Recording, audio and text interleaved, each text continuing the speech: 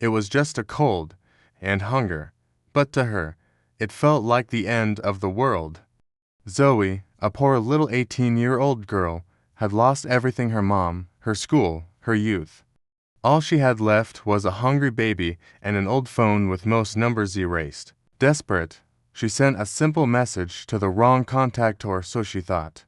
What she didn't know was that, across town, a lonely millionaire, his heart buried beneath spreadsheets and endless meetings, would read those words and be yanked straight back into a past he thought he'd buried for good. The baby, sick, but not broken, let out a faint cough from the back of the cold little room. She wasn't begging. She just wanted to make it through another night. But something in that message, something cut through the cold glow of the screen and hit Alexander Reed right in the center of his soul. The man who, without knowing it, owed everything to that girl's mother.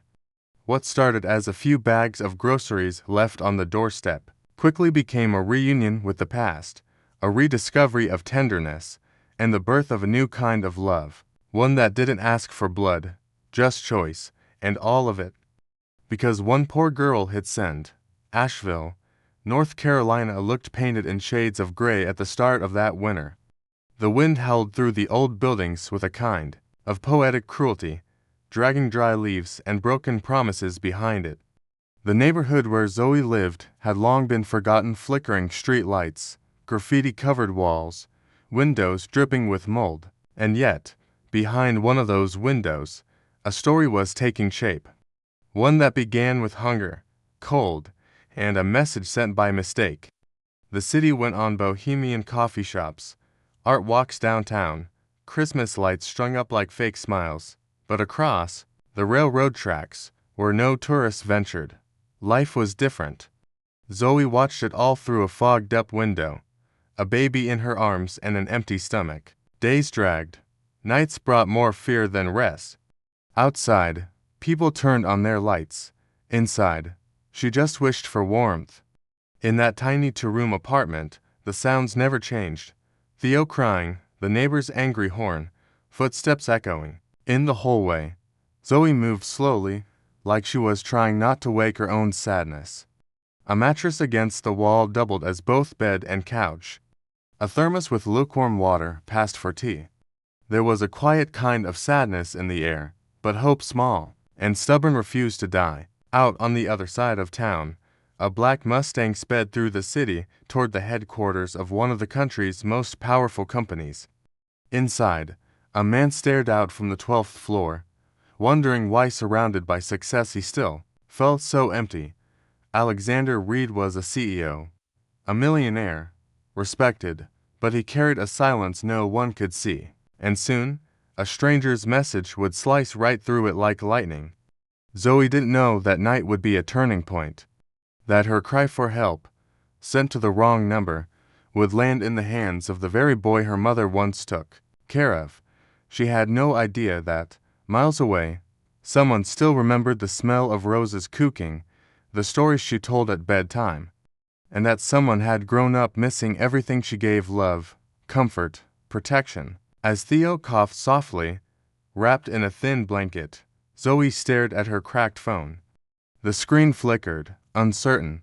She wasn't sure she should ask for help again. She'd already sent messages to charities, nonprofits, neighbors who pretended not to hear, but something inside her, an impulse. Maybe the last one, made her type it out anyway. Please. Can someone help me? I just need milk and food for my brother. He's coughing. We don't have anything left. She sent it without thinking much. Zoe didn't expect a reply. She just needed to write it out, like screaming into the dark, just to see if there's an echo. She leaned her head against the cold wall, her tired body giving in. What she didn't know was that, at that exact moment, Alexander Reed's phone was buzzing softly on a mahogany desk in the middle of an important meeting, and he, without knowing why, would feel his heart skip a beat as he read those words.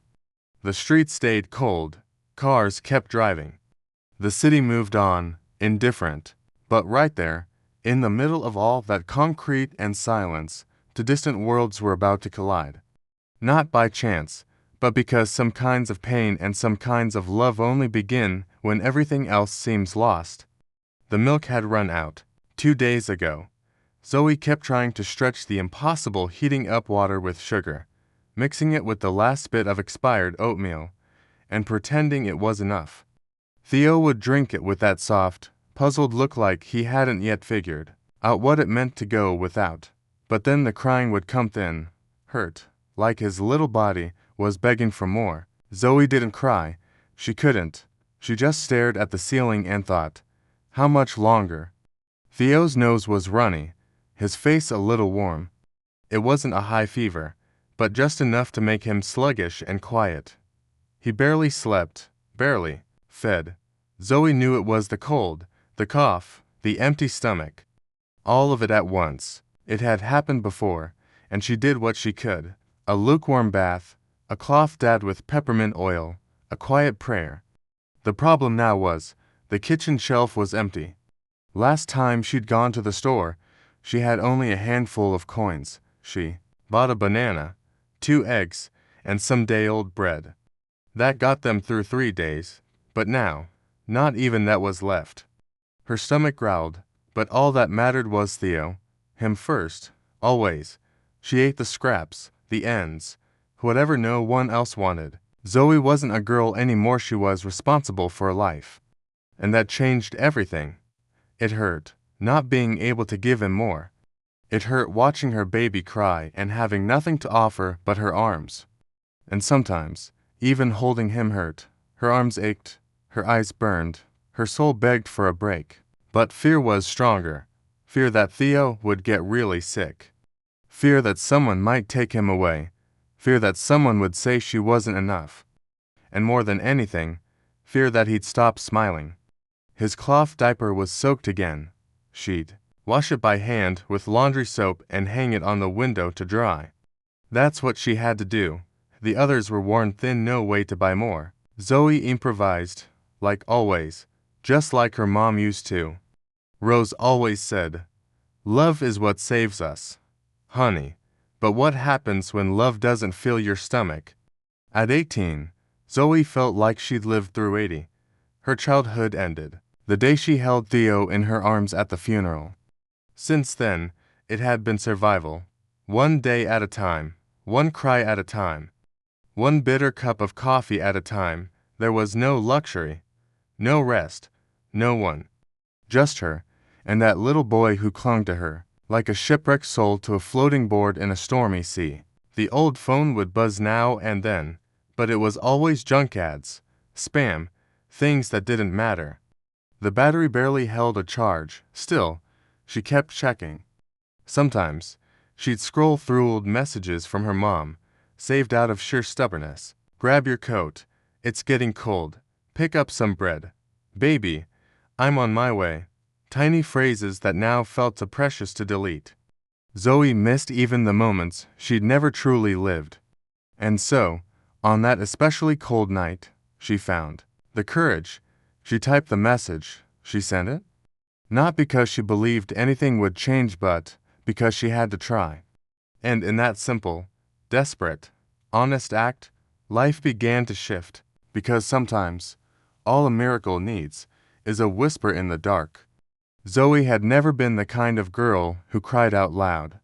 She learned early how to swallow tears, hide fear, and walk with her head high even when the world was falling apart. Raised by a single mom, she'd grown up trailing behind Rose through cleaning gigs, government clinics, and donation lines. She knew the worth of every coin and the beauty in small kindnesses. She was poor, yes, but also brave. Even if she didn't know it, her mother's death hadn't come with drama. Rose just didn't wake up from a nap on the couch. Her heart stopped along with the laughter, the routine, the feeling of safety. Zoe, holding the baby, called 911, called the neighbors, called into the void. The silence that followed was louder than any scream. Just like that, she was the adult, the responsible one, the only one left. There were no uncles, no grandparents, number cousins in town. Rose never spoke of the past. "It's just us, sweetheart," she'd say, and now, it really was just them. Theo, barely 10 months old, didn't understand what had changed. He only felt the missing warmth of his mom's embrace and the new exhaustion in his sister's arms. It was Zoe now who made the bottles, wiped the floors, soothed the cries, and hid the overdue bills behind the fridge. Zoe tried staying in school, but the absences piled up. When the warning letter came, she understood it was time to let go. The principal offered help, but it was the usual kind, empty words, no real solution, so Zoe left, quietly. She packed the books in a box and accepted that for now her mission was different: to care, to survive, to keep Theo warm and breathing. She was thin, with dark circles under her eyes, hands cracked from scrubbing laundry, and a gaze older than her years. But there was something quietly beautiful about Zoe, a kind of dignity that didn't need to be loud, a light that refused to go out. The way she rocked Theo to sleep, singing some made-up lullaby, showed that sweetness still lived, even in the chaos. It was like, beneath the poverty, there was a richness no one could see. Sometimes she remembered her mother's smile, the Sunday pancakes, the soft lavender scent, the bedtime stories made up on the spot. Zoe could still smell rose on the pillows. That was all she had left of her.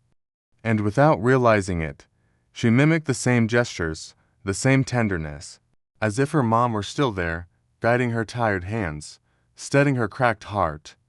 Zoe didn't think of herself as strong. She just did what had to be done. But there was strength in her, a strength born not of pride, but of necessity, the kind that shows up when there's no other choice, the kind that turns a teenage girl into a mother overnight. And even with no one there to catch her, she kept going. Because Theo needed her, and that was enough. She didn't know yet that her mother had left behind more than memories. That someone out there still remembered Rose with love and longing. And that person, reading her message, would feel the same tight ache in their chest that Zoe felt every night. Her story wouldn't be made of loss alone. It was about to collide with a forgotten chapter and a heart that still owed something to the past. Every morning, Zoe woke up with the same question: where can I find food today? It wasn't diet hunger, it was the real kind, the kind that made your limbs weak and your thoughts slow. She was used to the dizziness that hit when she stood up to fast. Luckily, Theo still nursed when she managed to stretch powdered milk with more water than she should have. The bathroom faucet dripped constantly. The stove only lit with matches, and the fridge worked. Every other day, Zoe made everything last. One bar of soap doubled as dish soap, leftover rice turned into watery soup, and a piece of cardboard covered the hole in the window. None of that was new, but now, without her mom, it all felt crueler, like the world had shrunk and gotten heavier. The neighbors, once friendly, now avoided her. Maybe it was the unpaid bills. Maybe Theo's crying at night. One of them even threatened her: if your baby doesn't stop crying, I'm calling child services. That stuck in her throat for days. Threats, loneliness, fear. She had nowhere to turn. She thought about getting a job, but who was going to hire an 18-year-old with no diploma and a baby on her hip?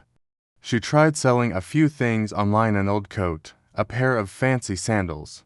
No luck, and she couldn't leave Theo with anyone. No daycare, no grandma, no one. Zoe was the beginning and the end of her own support system. And then there was the cold. The nights came sharp, and the thin blanket wasn't enough. She spent most nights awake, switching Theo from one side of the mattress to the other so he wouldn't get chilled. A rolled-up towel became his pillow. An old teddy bear from her childhood was his one and only toy. Theo never complained. He was sweet, even with so little. Zoe wasn't religious, but sometimes she prayed. Not to a specific God, just to the universe, to time, to anything that might be listening. Just a little push, just one chance, one opening. It wasn't always for her. Actually, almost never. It was always for Theo, for that baby who deserved a life with less pain, more warmth. Every trip to the health clinic drained her. The long lines, the judgmental stares, the limited slots. One time, a nurse said, "He's just got a cold. Sweetheart, no need to overreact," and Zoe smiled. Not because it was funny, but because she knew no one understood what it felt like to care for a child completely on your own. Zoe didn't want pity. She just needed someone to say, "It'll be okay." From the outside, these struggles looked small, but stacked together, they weighed like a mountain on the shoulders of a girl who hadn't even had a chance to be young. And still, even exhausted, she kept going. Because inside her, there was something the world hadn't been able to take, the will to protect what she loved most. And that will ... was about to be noticed by someone who knew the value of care all too well. That night, Theo was whimpering softly, his nose stuffed, his tiny hands cold.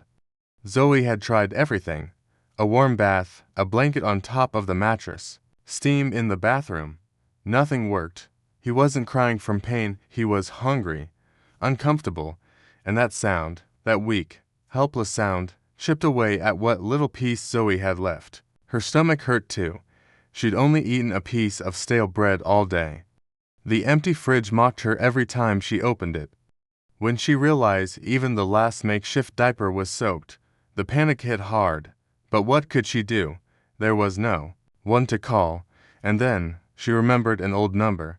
She wasn't sure where it had come from, just a name saved in her mom's old contacts. Something from years back. It didn't say much. Mr. Alexander, former boss. Zoe hesitated. Maybe the number didn't even work anymore. Maybe the man didn't remember them at all. But when you've got nothing left, even an old number feels like hope. With trembling fingers, she typed a simple message. No fluff, just the truth. Sorry to send this. I'm Solange's daughter. My mom passed away last month. I'm taking care of my baby brother, Theo. He's got a cold and we're out of food. I don't know what else to do. She stared at the message for a long time before finally hitting send. Then she dropped the phone on the mattress like it was a live grenade. On the other side of the city, Alexander Reed was glancing at his phone between meetings. He saw the notification and nearly ignored it until he caught the name Solange. He opened the message, read it slowly, and felt a tightness in his chest. How could he forget her? The woman who loved him when his own mother couldn't be bothered. He stood up without saying a word and left the office. On the way to the grocery store, he didn't fully understand what he was feeling. It wasn't pity, it was debt. It was memory. He grabbed formula, diapers, fruit, blankets. Things he'd never even touched before. At checkout, his eyes stung. He remembered Solange smiling in her floral apron, calling him my boy. Zoe didn't expect a reply. She was sitting on the living room floor when she heard the rumble of a powerful engine outside. She looked out the window. A sleek black Mustang pulled up in front of the old building. Her heart jumped. She stood fast. Someone stepped out with bags in both hands, tall, in a suit, eyes steady. Then the doorbell rang. When she opened the door, she saw Alexander for the first time. He didn't say much, just looked at her, then at Theo in her arms, and whispered, "You're Solange's daughter." Zoe nodded, tears brimming in her eyes. She took care of me like no one ever did. Now it's my turn to take care of you. And in that moment, without even realizing it, the world began to change. Alexander didn't rush in. He looked around, taking it all in: the stained walls, the smell of damp laundry, the makeshift toys made from empty bottles. There was no comfort, no luxury. And yet, something lingered in the air, an invisible warmth, as if that little space, despite having so little, was still a home. Still filled with love. Zoe stayed guarded.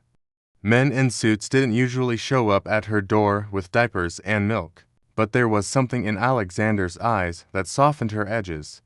He didn't look at her with pity, he looked with memory.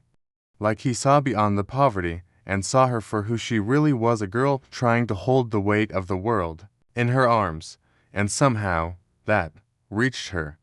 As she quietly organized the few things he'd brought, he knelt down slowly beside Theo, even sick. The baby stretched out his little arms. Alexander smiled. He's got your mom's eyes. Calm, strong. Zoe didn't answer right away. She was swallowing the lump in her throat.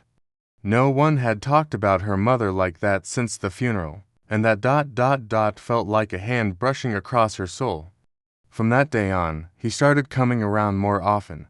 Not with grand promises or miracle fixes, but with small, steady acts of kindness: a bag of fruit, a box of children's books, a jar of diaper rash cream. Sometimes, he came just to listen. And little by little, Zoe let him in, not just into the apartment, but into her stories, her grief, the places she hadn't let anyone go before. Alexander told her stories from when he was a boy, about how Rose used to tuck him in even when he insisted he didn't need it, how she made pancakes with mashed bananas because it was all we had. Zoe smiled listening to those stories. It was like seeing her mom alive in someone else's memories. She realized, in some strange way, her mom was still looking after her through him. The bond between them grew slowly, like seeds planted in dry earth, with patience, respect, and silence. Zoe no longer had to hide her tears, and Alexander had stopped running from his own. Theo was the invisible thread, a living bridge between who they were and who they were becoming. With each baby laugh, the space around them changed. The apartment felt more alive, and they, a little less alone. One afternoon, Zoe made coffee, with what she had, and they sat on the floor. She asked, "Why do you keep coming back here?" He paused a few seconds before answering, "Because I owed your mom, and because I feel more like myself here than anywhere else." Zoe didn't say anything, just looked at him, eyes glassy. She understood. She felt the same. It wasn't romantic love, not yet. It was something more raw, more real. It was affection built from trust, admiration, quiet care. It was a man learning to be human again, and a girl discovering that even without family, you could still build connection, real, lasting connection. And for both of them, that was enough. The rhythm of life among the three of them began to settle into something almost peaceful. Theo laughed more. Zoe rested a little. Alexander smiled without realizing it. But time, even when gentle, still brings its storms. The eviction notice came like a slap, cold, emotionless. 3 days to leave. No extensions. No options. Zoe read it in silence, then sank to the floor and cried into her hands. That afternoon, Alexander arrived with a bag of fruit and a light heart, but the moment he stepped in, he knew something was wrong. Zoe was curled up on the mattress, Theo asleep on her chest. "We got the eviction notice," she said, without looking at him. He crouched down, took the paper from her hands, and read it. And something inside him broke too. "I'll take care of this," he said, but Zoe shook her head. "It's not that simple." And it wasn't. It wasn't just about money. It was about pride, pain, a life built on never needing anyone. "I don't want you to save me, Alex. I just wanted more time." He wanted to say she didn't have to do it alone, but he held back. He respected her silence. And that's when Alexander realized what scared him most. He was attached, far more than he'd expected. Zoe's pain felt like his. Theo's cries echoed in his chest, and the fear of losing them gripped him like a scream caught in his ribs. For the first time, he didn't know how to fix something. Money couldn't buy trust, or dignity, or belonging. That night, Zoe tried to think of where to go. The city shelter wouldn't take babies. The bus station was too cold, and Theo coughed too much. She thought about asking a Facebook moms group, but the Wi-Fi had been cut. With every failed idea, the panic rose. Was I wrong to let him get close? She wondered. Alexander didn't sleep either. He paced around his sleek, silent apartment, city lights mocking him through the windows. Why did this eviction hurt so much? Why did that girl and that baby take up so much space in his life? And the answer was simple, because in them, he'd found something he'd never really had: the true home. The next day, Zoe was packing the few clothes they owned when a knock came at the door. It was Alexander. No suit, just a quiet look in his eyes. "You're coming with me," he said, "just for now. Until we figure things out." She hesitated, then looked at Theo, then into his eyes. There was no pressure there, just a silent plea. "Don't go." The decision she made wasn't based on safety or need. It was based on faith. Faith that maybe, just maybe, there was still room in this world for second chances. And with a deep breath and a small step forward, Zoe walked through that door, into the unknown, but not alone. The first night in Alexander's apartment was quiet. Zoe didn't want the guest room. She chose to sleep on the small couch with Theo in her arms, still feeling like she didn't belong in that space. Alexander didn't push. He brewed strong coffee in the morning, sliced up some fruit, and left for work. When he returned, she was still there, baby in arms, eyes distant. But now there was a blanket. There was food. And finally a breath. Over time, Zoe let herself rest.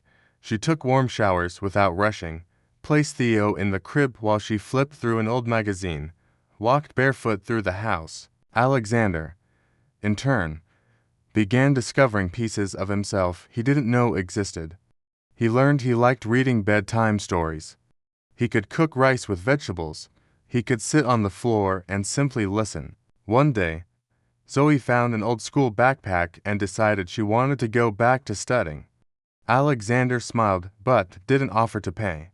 He simply said, "If you want to go for it." I watched Theo in the afternoons.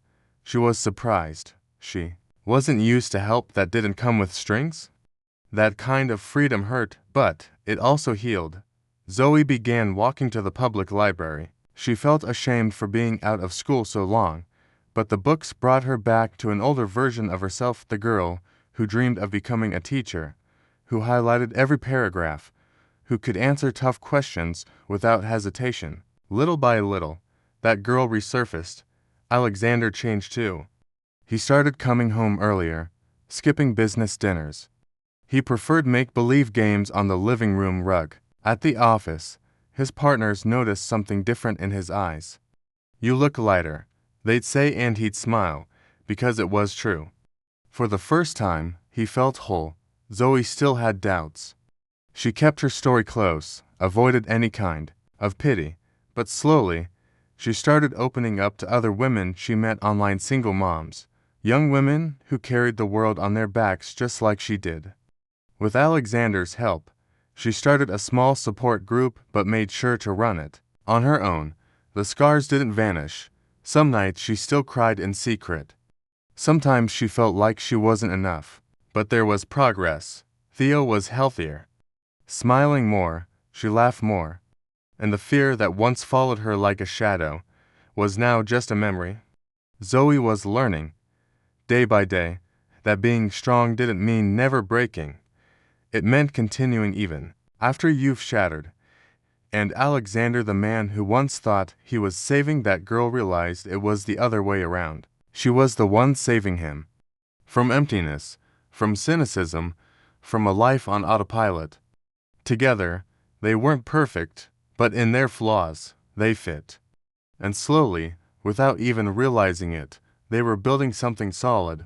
A home, a love, a life that felt possible. It was on a gray Sunday that Zoe decided to reorganize some old boxes Alexander had stored in the back of a closet. He'd gone out for business, and Theo was napping peacefully. Between folders of documents and childhood keepsakes, she found something that made her breath catch. A photograph. In it, Rose was smiling, holding a blonde little boy in her arms. The same smile Theo now wore. Zoe flipped the photo over. On the back, in familiar handwriting, "My golden boy, 1999, her heart raced. Alexander had never shown her this, and for some reason, it made her throat tighten. It was like seeing her mother alive again, happy, steady, holding the very boy who now stood at the center of their lives. The boy who, even now, still needed the kind of love he lost too soon. That night, she waited for Alexander to come home. When he walked in, hair tousled by the wind, weariness in his shoulders, she showed him the photo. He stopped, fell silent for a long time, then sat on the floor without saying a word. The tears came slowly. She was the only one who ever made me feel truly loved in that house, he said. The only one who saw me. Zoe sat beside him, still holding the picture. You never told me. Alexander shook his head, staring at the floor. I kept it all. She taught me what tenderness was, what presence meant. When she left ... nothing was ever the same. I became who I am, sure, but always with that emptiness inside.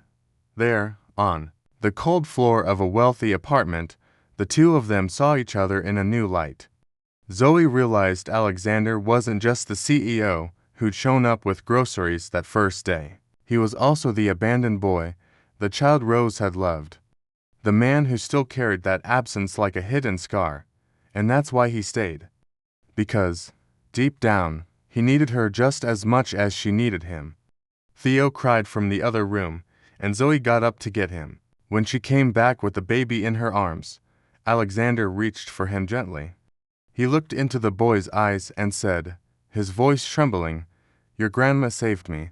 Now I want to save you." Zoe didn't reply. She just leaned her head on his shoulder, for the first time without fear. They framed the photo in a simple wooden frame and hung it in the hallway. Every day, as they passed by it, something warmed in all three of them. It was as if Rose were still there in the laughter, the smell of coffee, the sound of bedtime stories. The pain of her absence had become presence. And her memory ... became a guide. That discovery didn't bring chaos. It brought clarity. Their bond wasn't chance. It was a thread woven by care, across time, and from that day on, their connection grew even stronger, not out of duty, but from choice. A choice that, now, neither of them ever planned to undo. Not everything was light. The news that Zoe and Theo were living with Alexander spread fast. First among the company staff, then through business circles, and eventually into the local media. The headlines dripped with judgment. Millionaire takes in mysterious young woman and baby. The comments followed cruel jokes, harsh assumptions, whispers of manipulation. Zoe shrank again, almost like before. Alexander noticed the shift. Zoe began walking with shorter steps, avoiding eye contact, falling into long silences. He tried to talk, but she dodged the subject. "They think you're being taken advantage of," she whispered one night. "They think I used you." He looked at her, steady and calm. "Do you believe them?" She didn't answer right away. The silence stung. The real fight wasn't with the outside world, it was with her own fears. Zoe was terrified of becoming a burden. Terrified that one day he'd wake up and change his mind. "I just don't want you to regret this," she said, tears tucked tightly behind her voice. Alexander took her gently by the shoulders. "Regret what?" "Finding meaning in my life." She didn't respond, just buried a muffled sob into his chest. The final blow came with an anonymous call, a woman's voice, cold and sharp. "Go back to where you belong, girl." "He's just confused." Zoe didn't answer, just hung up. But the poison lingered, the doubts returned. That old habit of leaving before the world could push her out came back. And one night, with a packed backpack, she decided to leave. Like she always did. But Theo cried. He woke up. And it was different, like he knew the home was breaking. Alexander heard the cry and found Zoe at the door, trembling. "You're running away?" he asked, not angry, just hurt. She didn't answer. He stepped closer. "If you walk out now, you're teaching Theo that love has a time limit, that care is conditional, that he needs to protect himself from the world." Zoe collapsed. She dropped the bag, fell to her knees. "I don't know how to be cared for, Alex. I only know how to leave." He knelt beside her, then stay and learn. It was the hardest conversation they'd had. Not because of yelling, but because it was the truth. Zoe didn't need courage to go. She needed it to stay. After that night, something shifted between them. Alexander made the choice to step back from the spotlight temporarily. He declined interviews, canceled public appearances. You and Theo are my priority now. For the first time, Zoe believed him, because this wasn't about charity anymore. It was about belonging, about building something from scratch. The final confrontation didn't end in escape. It ended in an embrace. A long, quiet hug where two broken souls recognized each other. From that point on, there was nothing left to prove. They didn't owe the world anything, only each other, and that was enough. Zoe was no longer the same girl Alexander had met on that freezing night. There was a new glow in her eyes, a steadier way of moving, a rare lightness. She still faced hardship, grief, trauma, the weight of a hard life, but now she knew she didn't have to face it alone. She knew she could rest, trust, share the load, and that was revolutionary for her. Alexander had changed too. His routines, contracts, social dinners, they all felt smaller now. Nothing compared to Theo laughing in his arms or Zoe talking about her day. He had learned to listen, to wait, to feel. He rediscovered the value of time, of silence, of small things. And maybe most importantly, he learned not to control everything. Life wasn't a spreadsheet, it was flesh, emotion, chaos, and care. Zoe went back to school and was soon invited to support other mothers in vulnerable situations. She started a small in-person group at a community center with Alexander's help, but made a point of managing everything herself. I want them to know it's possible to start over, she'd say, and when she spoke, there was power. It wasn't theory, it was lived truth. Theo grew strong, loved, joyful. His first steps happened across the soft rugs of their new home. His first word was mama, but his second was ale. The two men in Zoe's life understood each other without needing words. Alexander treated him like a son no blood needed. And Theo knew he gave back a love that was pure, whole, and undeniable. The scars didn't disappear. But now, they told stories of survival, not just pain. Zoe began writing about her journey, a simple blog, filled with raw, honest posts. And the messages came pouring in. Mothers, girls, men, orphans of all kinds, saying, "You gave me hope." Zoe read each one with wet eyes. Maybe that was the real miracle. Alexander, for his part, rediscovered memories he thought he'd lost. He started visiting simpler places, reviving old habits, caring less about status and more about purpose. At work, people noticed he was more present, more human. Employees whispered, "The boss feels different," and he'd just smile, because it was true. He was. One afternoon, he took Zoe to a quiet park where Rose used to bring him as a child. They sat on an old bench. He pointed to a tree. "She used to make me promise I'd grow up, to be a good man, every time we passed here." Zoe smiled, tears forming. "I think you're keeping your promise." And in that moment, he knew he was exactly where he was meant to be. They didn't need grand declarations. Their transformation was built on presence, persistence, and daily choices. The love they had created wasn't a fairy tale. It was stronger than that. It was real, and for that very reason, it was more beautiful. Years later, Zoe walked through the same streets where it all began. Theo held her hand tightly. Now 5 years old, eyes full of curiosity, they passed by the old building, new paint, fresh windows. Zoe stopped for a moment, not out of nostalgia for the place, but for what it symbolized, the end of one story, and the beginning of another she never could have imagined. That cold night when she sent the message by mistake, all she wanted was milk and medicine. She wasn't looking for salvation. She never dreamed of love. And yet, she received something bigger. She received care. She received a home. She received a man who didn't try to fix her, he simply stayed. Alexander didn't show up to be a hero. He showed up to remind her that real bonds recognize each other, even after years of silence. The most surprising part came months after they'd settled into their new life. While sorting through old papers from Rose, Zoe found a letter her mother never got the chance to send.